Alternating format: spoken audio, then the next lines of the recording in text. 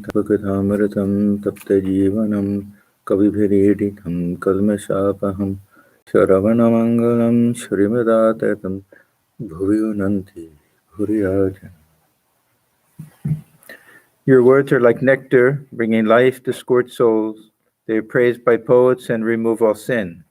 They are auspicious to hear, wonderful and exalted. Those who spread these words throughout the world are truly giving souls.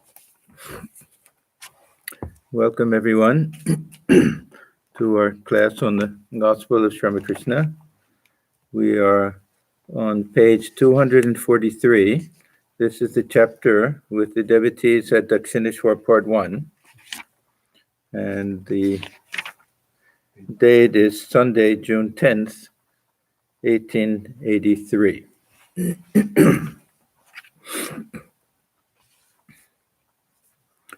And Sri Ramakrishna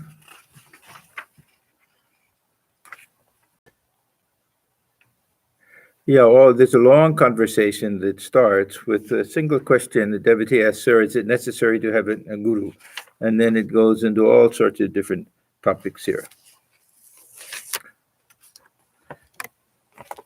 So we're in the middle of Sri Ramakrishna's reply. Hence, the Bhakti scriptures describe this very world as a mansion of mirth. Now, we saw last time that, right? Yeah, that there was a song that Ram Prasad wrote, and he said that this world is a framework of illusion. And then there was another Vaishnava songwriter who was a thorn in the side of Ram Prasad. And in those days, there were people who would write songs that would be kind of a rebuttal or a refutation of the ideas in a different song. And something like in the Sanskrit discussions that they would have refutations and everything. But this was with poetry and with a little bit of a sense of humor to it. So this is Thakur saying, Ram Prasad sang in one of his songs, "This world is a framework of illusion." Another devotee gave the reply. So it sounds like another devotee gave it, but this is actually somebody who used to follow Ram Prasad around and sing songs in his presence and had a different way of looking at things. But and Thakur loves Ram Prasad in all of his songs, but in this particular occasion, he likes the other song better. So another devotee gave the reply, "This very world is a mansion of mirth. As the saying goes, the devotee of Kali, free while living, is full of eternal bliss." Now, what Thakur is saying is that this idea that everything is suffering, sarvam dukkham, this is kind of a Buddhist idea, but also we see it in a lot of Advaita Vedanta also, and so that we don't get attached to the world. This is the main idea. That not that we're supposed to go around saying how horrible this world is and everything, but we shouldn't be attached to it. We shouldn't cling to it. We should feel that there's something greater than that. Now, what Thakur is saying is that this is at the time of sadhana, just as he says with 1880, that we deny that this is not Brahman, this is not Brahman, this is something separate and different. Then afterwards we see that everything is a manifestation of that one. So this is preliminary, that it's true, of course, this world is full of suffering, but everything is a question of the mind. If the mind is in a state of joy, then we're joyful, then we see the world as a joyful world. So the whole world is a mansion of mirth. It doesn't mean that there's no suffering in this world. It doesn't mean that there aren't people dying of course, nowadays from the pandemic, and that there aren't wars, and there aren't hurricanes and earthquakes and everything. These are all there. But the individual suffering is a question of our state of mind. And if the mind is merged in the thought of God, then then the world will seem to be a world of joy for us. Yes? Okay.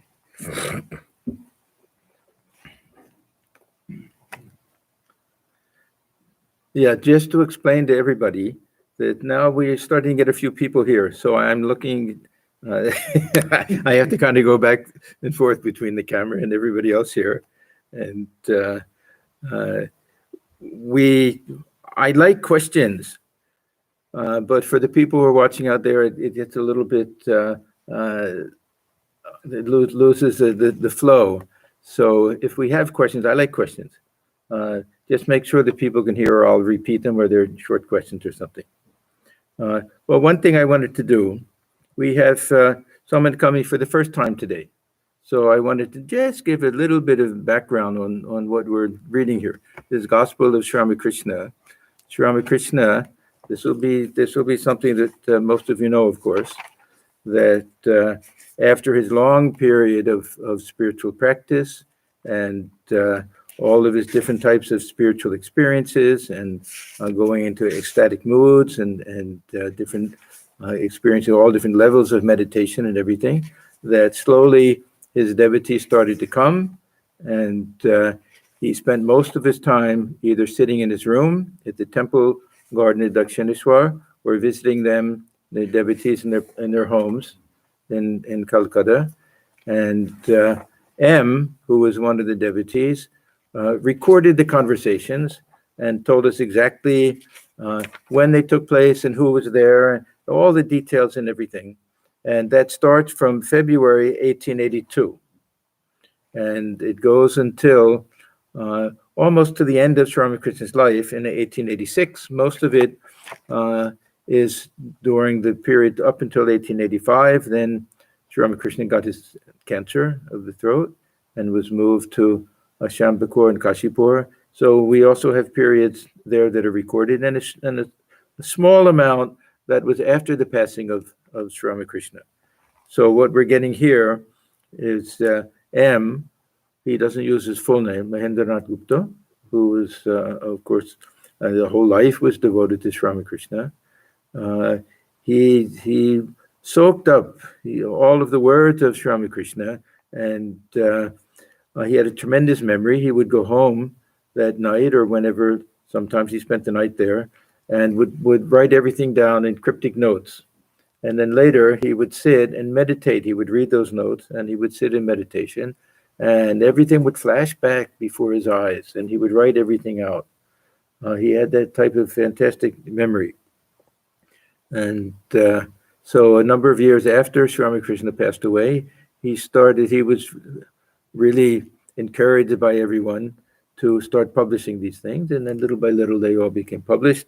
And we know that now as the Gospel of Sri Ramakrishna. Originally, it was in Bengali and then translated by Swami Atmajnananda. And there are other translations into English. So this is what we're reading now.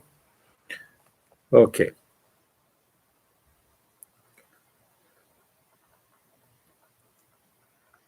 The bhakta, the devotee, sees that he who is God has also become Maya. Again, he also has become the universe and all its living beings. In Advaita Vedanta, see, we have a distinction here between the path of devotion and the path of knowledge. In Advaita Vedanta, Maya is considered some type of power, but a power of ignorance somehow, that is responsible for the one becoming the many. The devotee likes to look upon this Maya as really the glory of the Divine Mother, looking upon God as Mother, and this Maya is the glory and power of Mother to create this universe and dwell within this universe. So this is just a different point of view. The path of devotion and the path of knowledge have traditionally clashed in India because of the philosophers. But those who are really spiritual seekers, they see that there's no real distinction. And of course, we try to blend them. This is the path that we try to follow. So the bhakta, the devotee, sees that he who is God has also become Maya. Again, he himself has become the universe and all its living beings. Now, this is a very difficult concept to understand. How not that God creates or God projects, but God himself somehow has manifested as this universe. And this is something that the mystics experience directly. A lot of these things, we understand them from one point of view, that philosophically it's a very nice idea that this consciousness itself, as in a dream, the dream itself has become the dream world, the consciousness itself. We understand it that way, but for Sri Ramakrishna and these other great mystics, they saw these things, they experienced them. They saw the divinity in everything, and they saw everything as a manifestation of the divine. So Thakur, he used to say, yes, this idea that we look upon this world and we dismiss it, that this is just some physical manifestation, physical thing and material, and God is something transcendent and pure consciousness and everything. So we dismiss it. Sri Ramakrishna says, yeah, this is a preliminary step, getting up to the roof. Then afterwards, he puts it in a very nice way. When you climb the stairs to get to the roof, you have to leave each step behind. And he says, when we get to the roof, we find out that, lo and behold, the roof is made of the same concrete and lime and brick and everything that the roof is made of, that they're all made of the same thing. So he says, after God realization, we see the world in a different way. In the beginning, we have to, because this pure conscious, the spirit has become mixed up. We have trouble distinguishing when we try to think who we are. It all gets mixed up with the physical elements and mental and personality elements and everything. So we have to separate everything out. There's the path of discrimination. But afterwards, we see everything is divine. Everything is a manifestation of the divinity. So Thakur is saying that the devotee sees things that way, because the jnani can see them that way also after realization. That's why the Upanishads say Sarvam Kalvidam Brahma. Everything indeed is nothing but is an absolute reality, this pure conscious Brahman. But this is the attitude that the devotee has. A lot of these things, either the mystic has that direct realization, or the devotee takes that attitude, tries to see things. We have this idea God dwells within all beings. So what do? We try to tell ourselves. We may not see it directly. We may have some intimation of it. We may have some feeling that, yes, when I look in somebody's eyes, I know that consciousness is there, that awareness is there, that divinity is there, that light of pure consciousness is shining through the eyes. But I see a person, and I identify with the body and this and that. But I tell myself, no, I should feel that God himself is dwelling within all the beings. So for us, it's a spiritual practice. We try to feel very deeply that we're face to face with God, and that by serving somebody else, it's the highest worship of God, until one day we have that realization, and we know for a fact God himself has two things, has become everything, and at the same time is peeping through everything. So even if we don't say that, well, God has become this blood and flesh and all of these things, but at least we can feel that consciousness within has that divine source, that same sun being reflected in all the different containers. Swamiji, is yogic power that enables one to reach that? Yogic power. I don't think that this mystical view of things, I think it's more a question of grace. I don't think yogic, when we talk about yogic power, usually we think the power of the mind, the deep power of concentration. But I think some of these great mystics, through this tremendous devotion and there's a love of God and ecstatic singing and dancing and everything, they have that type of vision also. Yeah. So I think it happens in many different ways. Some devotees see everything as Rama. It is Rama alone who has become everything. Some see everything as Radha and Krishna. So that every male they'll see is Krishna, every female is Radha. These are all half symbolic things, not that they're seeing them exactly that way, but that means they're seeing the divinity in all beings. To them, it is Krishna alone who has become the 24 cosmic principles. It is like seeing everything green through green glasses. So Thakur used to say that there was a kind of a folk belief that if you had jaundice, that you see everything as yellow. It's not really true. I've had jaundice. I had hepatitis. Yeah, I had a bad case of hepatitis.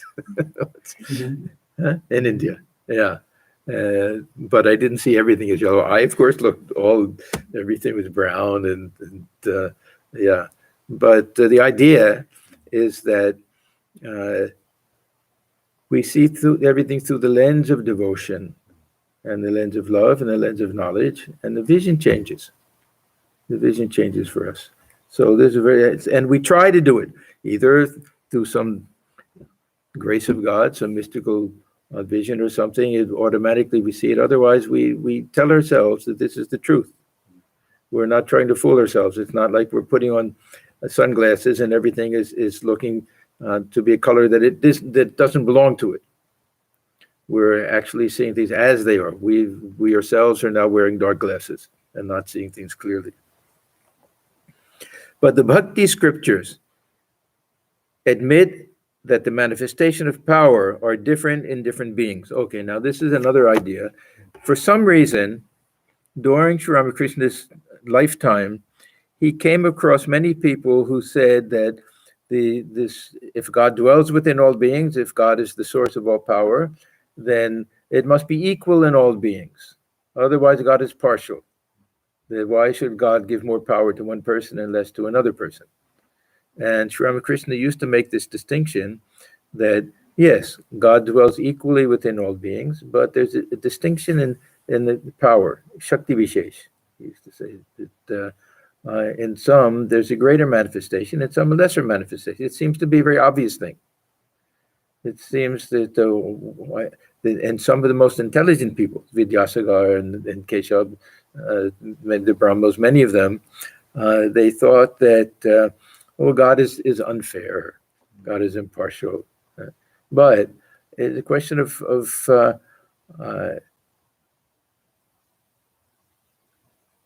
our spiritual practices, our old spiritual impressions, what we've done in previous lifetimes, all sorts of different things are at play with this idea of how much spiritual power. We say that we're all one with the ocean, we're all waves in the ocean. True. Even a big wave, even a little wave, they're all one with the ocean, but one has more power than the other. And with regard to spiritual realization, it doesn't make any difference if we're a big wave or a little wave. And once we know that we're one with the ocean, or we merge with that ocean, then we're one. We've achieved the goal. When it comes to these great souls who become the spiritual teachers, they have a certain type of power that others don't have. Now, it may be the result also of all their spiritual disciplines that they did. It may be just that they were destined to be teachers, that they have some mission. We see that with what we call the avatars and the prophets and founders of religions and everything. They have tremendous power. And their words have a certain power to transform people. And a touch can transform people. So we see this. So Thakur saying the Bhakti scriptures, he really means, and it's not just the Bhakti scriptures. He's just talking about what we would have to say is the Vijnani point of view. That after full realization, when everything is accepted, not just the view of the Jnanis, the philosophers, that there's one Brahman alone, without distinction, dwells within all beings.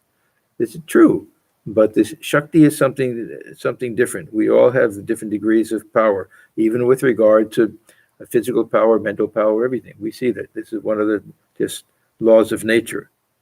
It is Rama who has become everything, no doubt, but he manifests himself more in some than in others. There's one kind of manifestation of Rama in the incarnation of God, and another in men. even the incarnations are conscious of the body. Now, this is another theory that Thakur had. When we talk about these incarnations, again, there's the orthodox point of view that God himself, in a special way, takes human form. Then there's the other view that now we're just talking about these huge waves that keep coming from time whenever there's a great need, and that they don't come because of past karma, they're already perfect. So however we understand it. But Thakur says that even these perfect souls who come, even Christ and Buddhas, and even these perfect souls who have this such tremendous power and everything, they have to have a little bit of Maya. Now that means a little bit of humanness. They have to have even a little bit of attachment and anger and identification with the body. All of these things to live in the world. Otherwise, they won't be able to live in the world. Mind will just go straight up. They'll get merged. So something, they even to cling to something, to have some little attachments, little likes and dislikes, but they don't mean anything. It's not real attachment. It's not real anger. It's not real lust and greed and pride and anger, all of the things that ordinary people have. But it's part of the play. Otherwise, they won't be able to live in the world. So Thakur always says that Rama wept for Sita, even though it's perfect divine incarnation of pure consciousness, still taking human form. And of course, all of us have these attachments and everything, but they have to have it just enough so that they can enact their play in the world. So even the incarnations are conscious of the body. Embodiment is due to Maya. Rama wept for Sita, but the incarnation of God puts a bandage over his eyes by his own will, like children playing blind man's buff. The children stop playing when their mother calls them. It is quite different, however, with the ordinary person. The cloth his eyes are bandaged with is fastened to his back with screws, as it were. So our attachment is a real thing, or anger is a real thing, or pride is a real thing. Lust and greed and all of the different passions, these are things that bind us. How do they bind us? Identification with the body, feeling of separation from others, fear, attachment, clinging to things, all of the things that make us or don't allow us to enjoy that bliss of the self within. Everything, we don't have to do anything to experience the higher reality. We have to just let go of all of these other things. This is our real nature, the real way of living in the world. Everything has been covered over. We've lost that ability to be who we really are because of all of these attachments. We're not trying to become perfect. We're trying to get rid of all of these little things that are preventing us from realizing that we're always perfect. We always were perfect, and that source of joy is always there, but we can't appreciate it because the mind is constantly running all around and engaged with all sorts of things and attachments and fear of losing things and attachment of the body, fear of death. All of these different things come. So these great souls who come, it's more of a game for them. It's not a real type of attachment. They know they're perfect. They know their real nature. There are 8 fetters: shame, hatred, fear, caste, lineage, good conduct, grief, and secretiveness. These are the 8 fetters, and they cannot be unfastened without the help of a guru. Now, this goes back, you remember I said that all of this long discussion, it's like 3 pages long, it goes back to that question of the devotee, sir, is it necessary to have a guru? And he starts out by saying, many need a guru, this and that. He's not very strong for the whole thing. And now he's going to come back to that. And that can't be done without the help of the guru. Theoretically, it can. This is a practical issue. But the difficulty in doing this on our own without getting some help from those who are far greater than us, is so high, that difficulty, that it's not a very feasible thing, not a very good chance. Even with the help of the Guru, how many people will attain to the heights of God realization?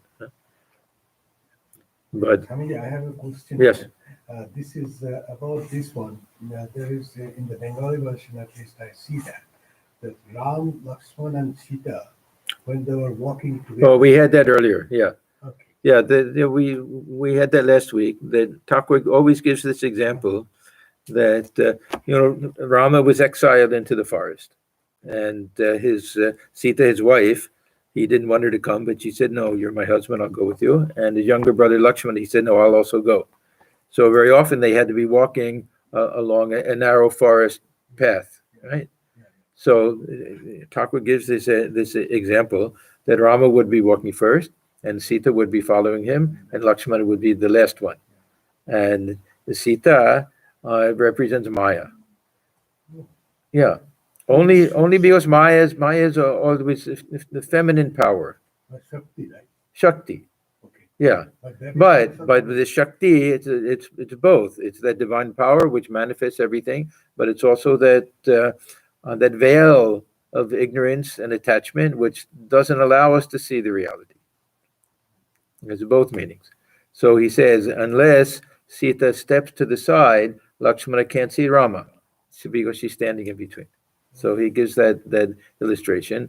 Unless this veil of ignorance regarding our true nature of God, nature of the universe, nature of ourselves, unless that disappears, we won't be able to have that vision of God. So this is the meaning of that illustration he gives. A devotee, sir, please bless us. Master, God is in all beings, but you must apply to the gas company. It will connect the storage tank with the pipe in your house. Yeah, this is the strange thing, that this divine presence is so close to us that we can't see it. It is too close somehow. That it's that divine light, that presence that is always behind everything. That's as the witness is always watching, and we're identified with this mind and everything. We want to see that witness, but is the witness that is watching us, the closest possible thing to us. They say in Quran that closer than your jugular vein. An interesting way of putting it. That so what we're doing, because we're identified with something else, I want to see God, I want to see the self, but I am that. So it's like saying, I want to see the back of my head. What do? I keep spinning around faster and faster and faster. It can't be done. We have to simply let go of this false idea and I am that witness. I am that self. I am one with that divine presence. So what we have to do, he says, is somehow make that connection that we're not separate. As long as we think we're separate from God and we're trying to find God, we're not understanding that it's God trying to find us. That we already have that connection. That oneness is already there. So we have to learn how to find that connection. So he says, you must apply to the gas company. It will connect the storage tank with the pipe in your house. One must pray earnestly. Now, who is praying to whom? This is, again, everything is a paradox in spiritual life. As long as we feel separation, then we pray. As the individual prays to God, as the wave prays to the ocean, whatever. And through this prayer, we draw ourselves closer and closer, and we come into that state of union, and then that state of oneness. So prayer is, for most people, probably more effective than meditation. We spend long hours in meditation because the mind is wandering so much, and it's so hard to get even a few minutes of real meditation. But prayer has an intensity to it. We pray with the heart, that if we really, with tremendous longing, that we pray. And when Thakur says your prayers will be heard, a sincere prayer is always heard and always answered. He's not talking about this prayer for any material things or health or anything like that. That we don't know how that works. Whether they're answered or not answered, we don't really know. But this is prayer for love of God. It's self-fulfilling prayer. That's always it's always answered because the prayer itself brings about transformation. So this, whenever Thakur says, pray, he's always praying that God, please reveal yourself to me and grant me love for thee. This is the type of prayer he's talking about. So one must pray earnestly. It is said that one can realize God by directing to him the combined intensity of three attractions, namely the child's attraction for the mother. How the child screams and yells when he can't find the mother. Huh? You sometimes see in the mall or something that somehow they've been separated and the child is screaming, yelling, "Where's my mother? Where's my mother?" So that type of attachment. The husband's attraction for the chaste wife and the attraction of worldly possessions for the worldly man. Sometimes he says the miser. There are certain signs by which you can know a true devotee of God. This is very nice. This is very nice that it's not singing and dancing and weeping and wailing. It may be, but he gives some other things here. His mind becomes quiet as he listens to his teacher's instruction, just as the poisonous snake is quieted by the music of the charmer. Then he says, I don't mean the cobra. I don't know why he says that. Anybody have any idea? Cobra. Yeah. Maybe the cobra doesn't, but don't they usually use the cobra for snake charmers? Anyhow, it's not important. It's just one of those little curious things. So his, huh? In Bengali, it is kintu keute no. Keute. Yeah, cobra. His mind becomes quiet as he listens to his teacher's instruction, just as the poisonous snake is quieted by the music of the charmer. There is another sign. A real devotee develops the power of assimilating instruction. Yeah, this is a very interesting thing that we see, that when people listen, either they don't accept it or find some way to argue against it or look for some fault in what they're listening to, or they listen and it doesn't make any impression. Now, if we hear something and it appeals to us and it has the ring of truth, and it should leave an impression on us, and it should gradually lead to transformation, and we should gradually put it into practice, and it'll transform us. So this is what a real devotee does. If they ask a question, it won't be a frivolous question, and they'll listen very carefully, and whatever answer they're given, they'll take it very seriously, and they'll try to assimilate it, make it part of their being. And this is how transformation takes place. A real devotee develops the power of assimilating instruction. An image cannot be impressed on bare glass, but only on glass stained with a black solution, as in photography. Yeah, Sri Ramakrishna, photography was relatively new in his day. There were British photographers and everything, and his picture was taken, and he was taken to a studio even, and he was very curious, so he asked how it was made, and they showed him. And they have to put something on the what is it, nitrate black something, what is it? Silver nitrate, yeah, on the back of it, so that when the flash comes and the image is there, that it will leave the impression. If they don't do that, it won't leave any impression. So this is like our minds, huh? Generally, people say nice things and it doesn't leave any impression. We don't concentrate. We don't take it seriously. Whatever it is. This he says is a description, the sign of a true devotee, that they'll take it very seriously. The black solution is devotion to God. So if we have that real devotion, and that means devotion means that we want to transform ourselves. We want to change. We want to be able to have that vision and that direct experience. There's a third sign of a true devotee. The true devotee has controlled his senses. Jitendriya, huh? Yeah. Otherwise, the mind is always running after the senses, that we see things, objects, and we want to possess them, we want to enjoy them, and we don't have that power to tell the mind, stop thinking about it. We sit for meditation, the mind goes there. So this control of the senses really means control of the mind. And because of the mind and the senses are connected that way. The true devotee has controlled his senses. He has subdued his lust.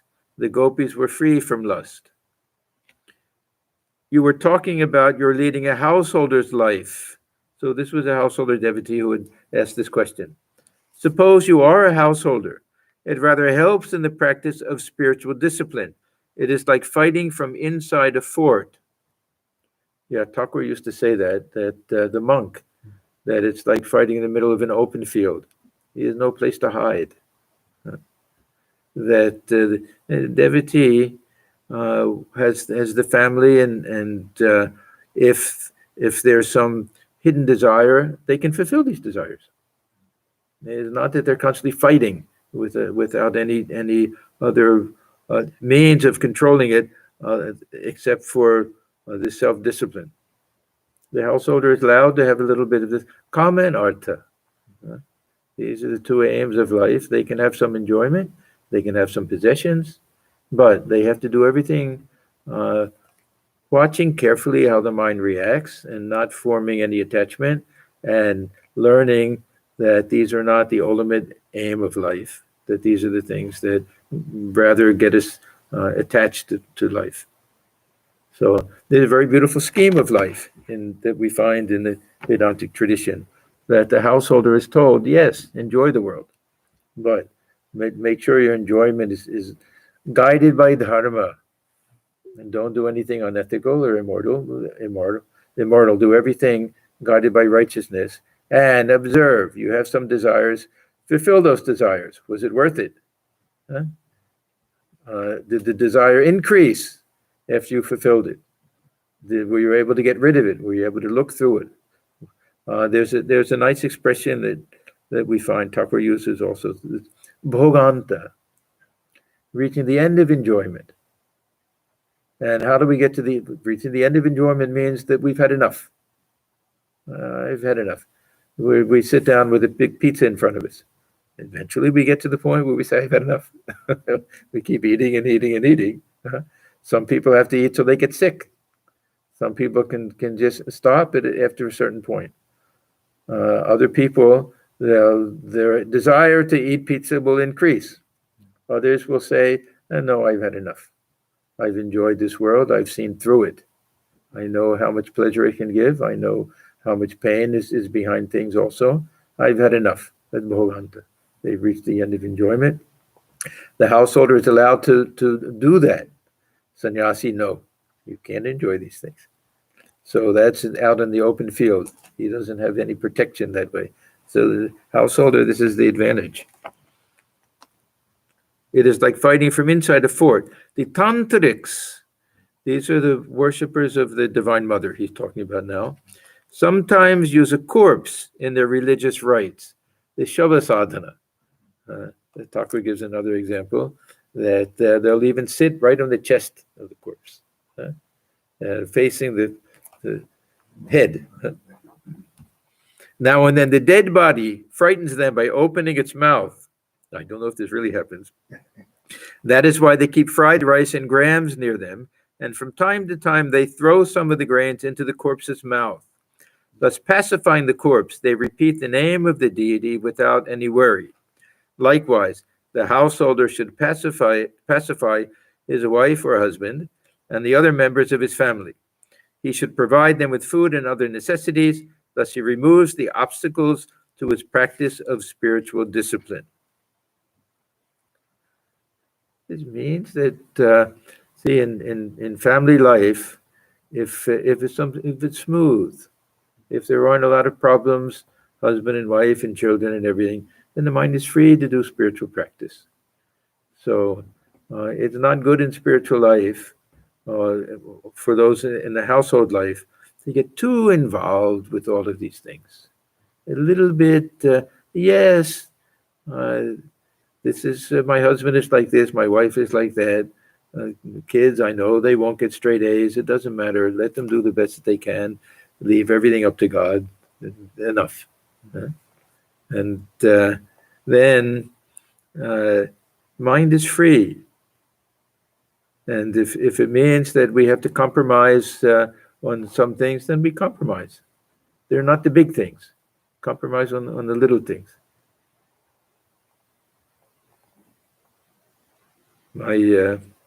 My brother-in-law, he used to say about my sister, that my sister was wonderful. She passed away already, but he used to say, we never had a fight before. Whatever she said, I said, you're right.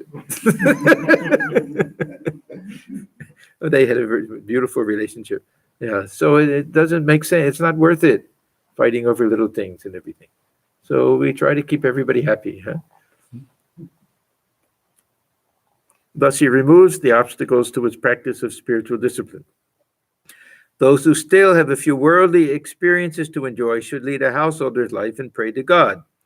If people try to take to monastic life and there's some strong desire for enjoyment, then it's a struggle. It's not a good decision to make. Thakur talks about these ordinary garden snakes. Sometimes they'll catch a big frog, and the frog will be croaking. The snake will also be suffering.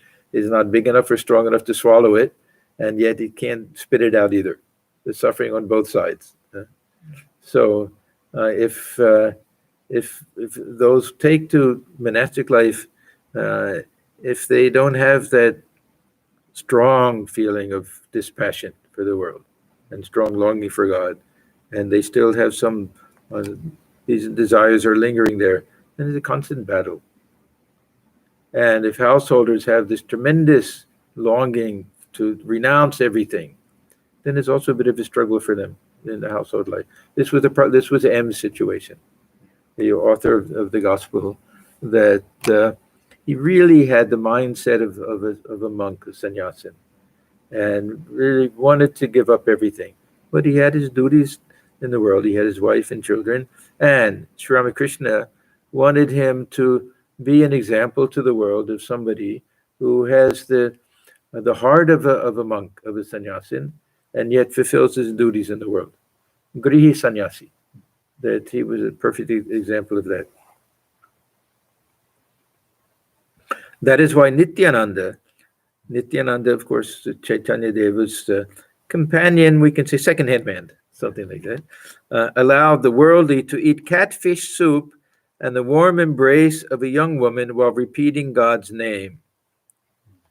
Now, this is a curious thing because Thakur gives a completely different explanation in another place. Magar macha jhol, juvati mayor kol, bolo haribol. Yeah. He says in at least one other place, maybe several times, that this was a case of enticing people to come in, these young men who they wanted to get a good meal, and they thought the embrace of a young woman. And for that, they repeat the name of God, and that'll be enough. They say, okay, it's a good idea. But repeating the name of God, they found out that what is this fish soup? The tears coming out of their eyes. And what is the embrace of the young woman? Rolling on the ground in ecstasy. So it was kind of false advertising, telling them you repeat the name of God and you'll get these two other things. But now he's saying that this was actually, they were allowed to do that. But it is quite different with the genuine sannyasis, the real monks. A bee lights on flowers and on nothing else. To the chatak. The chatak is this mythical bird. I don't think a real bird. Mythical bird that will only drink the rainwater that falls, I think, when Swati is in the ascendant. Something about Swati. Yeah. So to the chatak, all water except rain is tasteless. Yeah, it will drink no other water, but looks up agape for the rain that falls. Yeah, when the star Swati is in the ascendant. It drinks only that water. A real sannyasi will not enjoy any kind of bliss except the bliss of God. Now, the real sannyasi, there's no such thing. This is the ideal.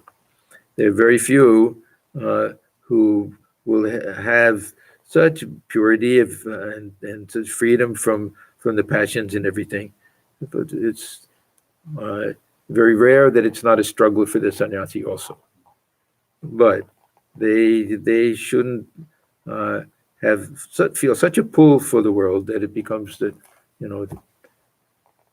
really a miserable state for them. So a real sannyasi will not enjoy any kind of bliss except the bliss of God. The bee lights only on flowers. The real monk is like a bee, whereas the householder devotee is like a common fly, which lights on a festering sore as well as on a sweetmeat. Now, there are many sannyasis who dwell on this festering sore mentally, and many householders who really are more like the bee, that the mind is constantly drawn to the feet of God. You've taken so much trouble to come here. Now he's talking to the devotees. You must be seeking God, but almost everyone is satisfied simply by seeing the garden. It was a beautiful temple garden. Actually, M went there for the first time because of the garden. His nephew said, I know a beautiful temple compound with a beautiful garden. Let's go look at it. And that's how he ended up going there. But almost everyone is satisfied simply by seeing the garden. Only one or two look for its owner. Now, this is another way of Thakur saying that people are so enchanted with this world, sometimes even say, oh, what beautiful trees and flowers God has created. And Thakur would say, but who asked to see the one who planted? Who looks for the gardener? We only want to see the garden. Only one or two look for its owner. People enjoy the beauty of the world. They do not seek its owner. Pointing to the singer. Yeah, there was some kirtan, there was some devotional song being sung before. A little while ago, he sang a song describing the 6 centers. These are dealt with in yoga. Now he's talking about Kundalini, these different centers. We can take this in a physiological way. We can take this in a symbolic way. We can take this as different states of consciousness. Thakur took these different centers, not as something physiological in the sense that there are different lotuses with different petals and everything, but he said within the subtle body, within love body, that we have all of these different things. Swami Vivekananda, he really saw some connection with the different nerve centers of the body, the plexus that we have in different areas, that there'll be a place where all of the nerves come together and form some little meeting area. And then there'll be another one, and there's the spinal cord, and it goes up. So he saw a real physiological connection between this idea of Kundalini and the nervous system.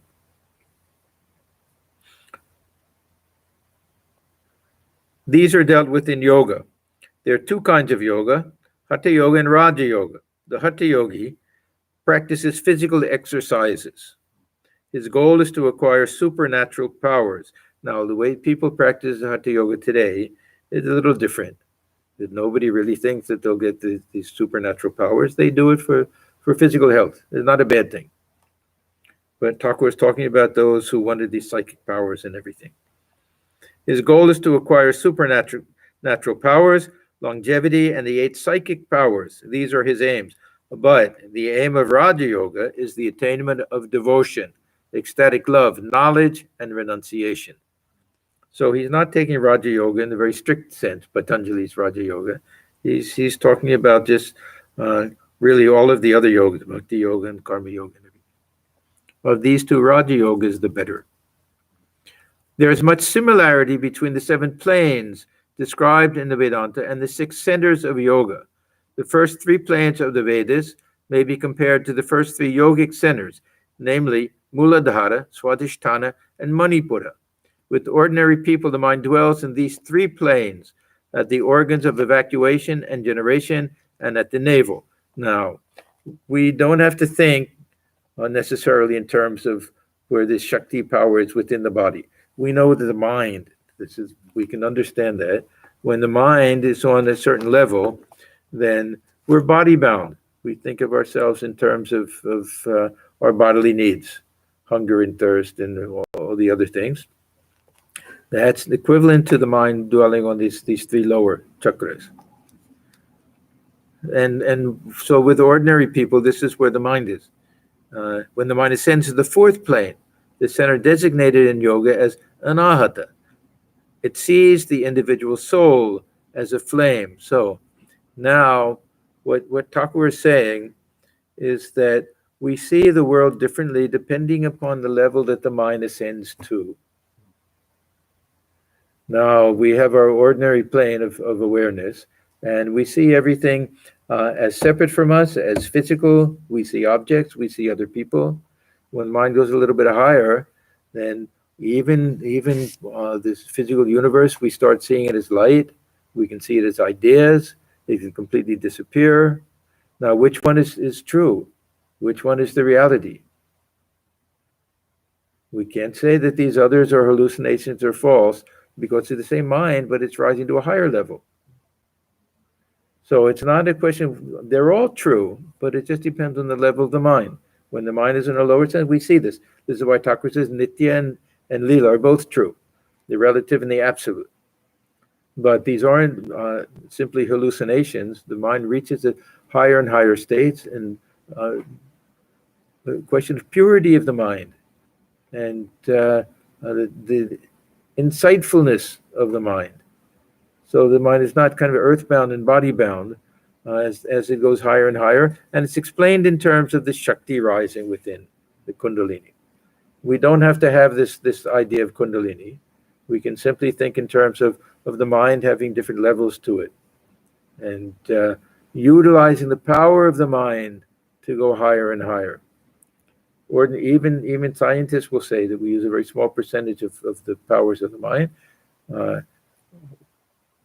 with regard to even to simple things like memorization and ability to do higher types of mathematics and things like that. So when the mind ascends to the fourth plane, the center designated in yoga as anahata, it sees the individual soul as a flame. Interesting. See the end is light, we can say. Besides, it sees light. At this, the aspirant cries, "Ah, what is this? What is this?" When the mind rises to the fifth plane, the aspirant wants to hear only about God. This is the Vishuddha center of yoga. The sixth plane and the center, known by the yogi as Ajna, are one and the same. So now we get to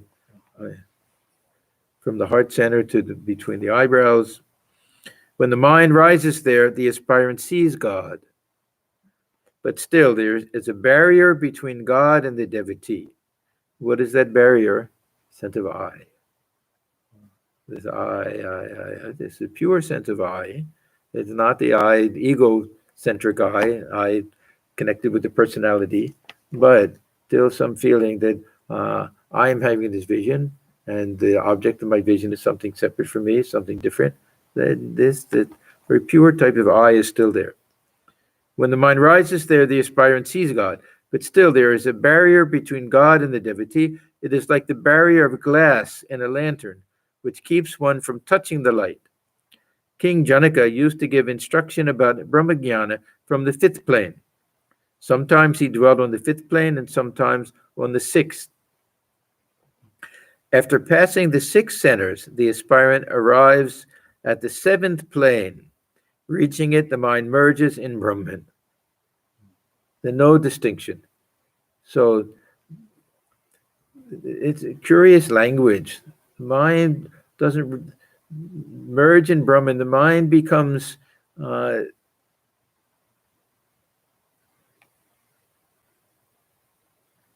so one-pointed, tanmaya, that it really disappears into Brahman. Just like the wave will disappear into the ocean. It becomes one with it at that point. So the mind, the ordinary mind, disappears. So Thakur says that this ordinary mind won't be there when we have this God realization. This ordinary mind dies, but the pure mind is there. The pure mind and the pure self and Brahman itself, they're all one. There's no distinction. But the devotee, why the devotee wants to keep separated? Yeah, now Thakur says that very often the devotee likes to enjoy this divine communion with God. Likes to feel, I'm a child of God. Child loves its mother. Child doesn't want the mother to disappear. Even if you say you're one with that mother, no, I want my mother. They want some little bit of separation to enjoy that relationship. So in the devotional scriptures, they don't really have this idea of merging in Brahman. Or if it's there, they don't like it. This is a type of mukti that they say is the lowest type of mukti. They've all different types. You live in the presence of God. You have the same form as God. Samipya, Sarupya, they're all different terms for that. But Sayujya, you merge in God. For the devotee, they say, no, we don't want that one.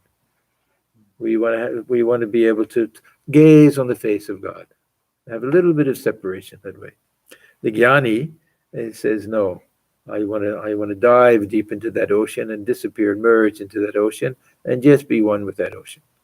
A different attitude, that's all. So Thakur was unique. He liked both. And he liked this merging, and he also liked that relationship, that separation.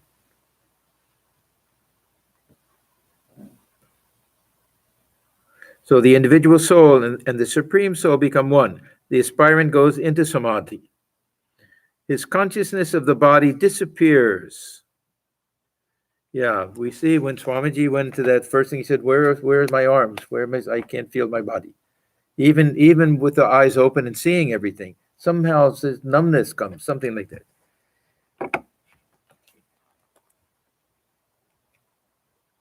His consciousness of the body disappears. He loses the knowledge of the outer world. He does not see the manifold anymore. His reasoning comes to a stop. Trailanga Swami, the great Swami who was in Benares, once said that because a man reasons, he is conscious of multiplicity, of variety. Attaining Samadhi, one gives up the body in 21 days. Now, this is not ordinary Samadhi.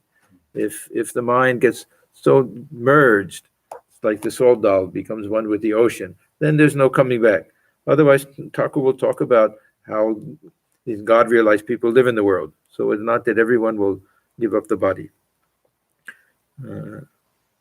Spiritual consciousness is not possible without the awakening of the Kundalini. That means with this ordinary mind, we can't do it. Mind has to ascend to higher planes. A man who has realized God shows certain characteristics. See, now if we say that realizing God means you give up the body in 21 days, then none of this makes sense. So a man who has realized God, that means after he comes down, shows certain characteristics. He becomes like a child, or a madman, or an inert thing, or a ghoul. Thakur was simple like a child. That we see that. And can be very eccentric. Many of our swamis, we find how eccentric they are. We wonder that they've gone mad or something, but it's a divine madness. Or an inert thing. That means they can get lost in meditation. And this ghoul, pishachavat, it means they don't make these distinctions. This is pure, this is impure, this is good, this is bad. They accept everything. Further, he is firmly convinced that he is the machine and God is its operator. Now, there's another thing that happens with this God realization. I realized that this sense of I that I had was completely misplaced. That there's nothing that really corresponds to this sense of I in reality. It's just a feeling, a misconception. It's identifying with his body-mind complex and everything. And I see that now God alone is dwelling within this body, and God alone is the doer. Now, if in my present state of understanding, I say God makes me do everything, then it's a cop out, because I know that I'm doing everything. But this is a characteristic. Remember, characteristics of a God-realized soul. They're the only ones who really can say that I'm simply an instrument in the hands of God, because they can't do anything wrong at that point. So this is the characteristic. He is firmly convinced that he is the machine and God is its operator, that God alone is the doer and all others are his instruments. As some Sikh devotees once said to me, even the leaf moves because of God's will. One should be aware that everything happens by the will of Rama. The weaver said, this is a long story that Thakur tells. The price of the cloth by the will of Rama is 1 rupee 6 annas. By the will of Rama, the robbery was committed. By the will of Rama, the robbers were arrested. By the will of Rama, I too was arrested by the police. And at last, by the will of Rama, I was released. It was dusk. Sri Ramakrishna had had no rest since his midday meal. He had talked unceasingly to the devotees about God. At last, the visitors took their leave and went home. Okay, that's the end of that day. And what a blessing for those who were there, to hear all of these things. Om Niranjanam Nityamanantarupam Bhaktanukham Bhatadavikraham Vai Ishavataram Parameshamidya Tam Ramakrishnam Shirasa Namama. We bow our heads before Sri Ramakrishna, who is stainless, of infinite nature, whose heart melts in sympathy for his devotees, who is an embodiment of the divine and the Supreme Lord, and ever worthy of our worship. Om Shanti, Shanti, Shanti. Peace, peace, peace be unto all.